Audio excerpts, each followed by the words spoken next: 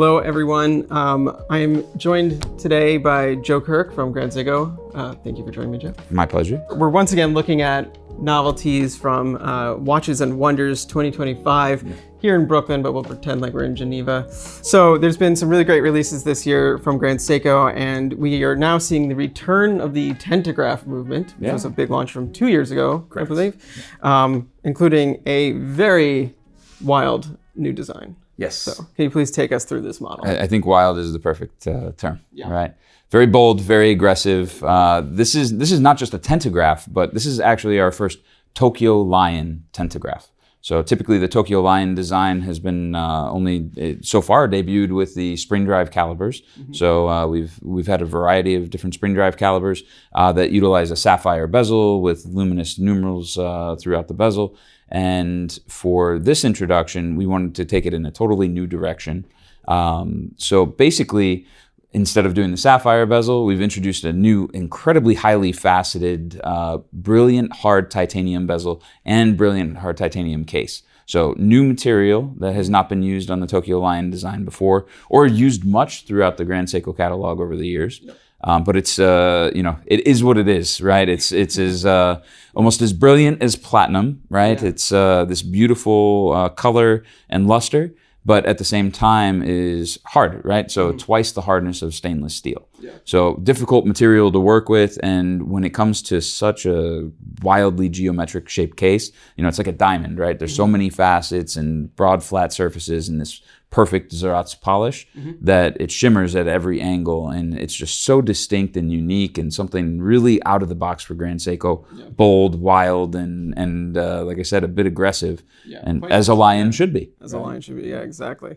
Yeah, you really can see the contrast in the finishing on this one between those wide brushed surfaces and the Zeratz polish. It's like it's the same metal, but it's almost like one's a window, one's a wall, or white and black, or something like. I mean, it's just really striking.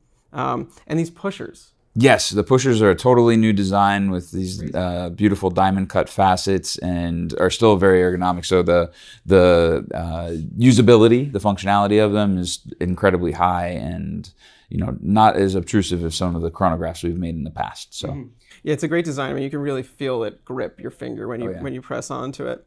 So this isn't a small watch. No. So it's 43 millimeters. So it's a little bit smaller than the original introduction to Tentagraph, the Evolution 9 design, where this will be a part of our sport collection, and still, just under 16 millimeters in height with the 9S C5 caliber in it. And it's been a while since we've talked about the Tentagraph movement, but we decided to create, based on the caliber 9S A5, which utilizes our dual impulse escapement and Seiko free spun balance, both patented and very unique designs. We decided that we wanted to build a chronograph upon that foundation. Now, it's not as simple as just adding a chronograph module on top, but we consider it a modular design, and we did that primarily based on ease of serviceability and assembly. So in this sense, it's approximately 400 components in this movement, and we want it to be as easy to service as possible. That's kind of the ethos of Seiko's philosophy of watchmaking. Yeah. We take that into high consideration. So it does add to the height a bit, but it also, what's amazing about the Tentagraph caliber in itself is the efficiency of it is so high, because most people consider a modular style chronograph to be not as energy efficient as an integrated. However, in this instance, we're exceeding all expectations in terms of power consumption, which means that less power is lost in the balance in performance once you start the stopwatch. So it's really an amazing stability in performance with the stopwatch running or not. Yeah. So as close to as it can be as possible between the two. Yeah. So with this one too, how do you like the rubber? Because we don't do many rubber straps. So another thing that you'll notice here is that, yes, this is indeed on a rubber strap that has matching facets for this case. It's a beautiful, earth tone, sort of a crew color. Really great. Obviously goes with the theme and the dial. But so rubber strap, not a common sight on a Seiko. No. And with this, we're calling it GS rubber, is a new material basically that has 2.7 times the tensile strength that you would find in our typically used silicone, which is uncommon, but we've done before. So, and you'll see the nice little paw print. This little toe pads on there, which is awesome. Everywhere you look, there's a nice little clue. One thing we were talking about the case before that I really appreciate is that it's actually a curved case. Correct. So it sits on your wrist rather than like a plank. It kind of conforms to the size of or the shape of your wrist, which, this is a large watch. For me, I typically err more towards 36 to 39 kind of a thing. But this doesn't feel as big as it looks, which is nice. I mean, it's not small in my wrist either, but it's not this like ungainly watch. Of course, yeah. The most important thing to me typically is lug-to-lug length. And, if it's 50 or less, it should be able to work well on any wrist. And I think that's one of the added benefits is this one's right at 50. And with that curve is right where you need to be to make it wearable. Obviously width and thickness are people's personal preference, but, the shape is good. Yeah, no, the shape is great. Really good. And we haven't even actually talked about the dial, which is also really striking and kind of different. I mean, there's a new texture here. Correct. And I just noticed this now as we're sitting here, these beautifully kind of scallop-shaped sub-dials. So they don't sit below the dial, they're part of it. Yeah. What is the story on this texture? So I love the concave sub-dials for the chronograph as well as the continuous seconds at 3 o'clock. So that design is entirely new for this model in particular. And then the dial pattern that you see on this is in a color we call lion gold that has this kind of opposite flowing pattern on each line, more or less, and is supposed to be symbolic of like a lion's mane as it's running, maybe chasing after its prey. Yeah, it's a beautiful texture. It's almost like a herringbone, but like with like a separator between it, so you get these like directional movement, very dynamic, very absolutely very much motion. Yeah, a ton of fun, just like a lot of fun. Really, like it's a different take on the nature watch for Grand Seiko for me to see like an animal personified here. Yeah, well, since 1960, the lion has been expressed on Grand Seiko pretty much ever since, and has been the symbol of our brand. That kind of courage and dedication that that we needed to pursue high level of watchmaking from Japan. Yeah. No, that's awesome.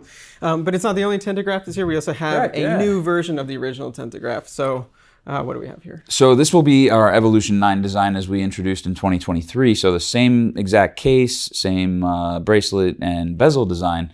However, when we first introduced Tentagraph, what was interesting about it was that it was a dual dial structure. So we don't do that typically in Grand Seiko, and in particular in chronographs. So they're typically still one piece dial.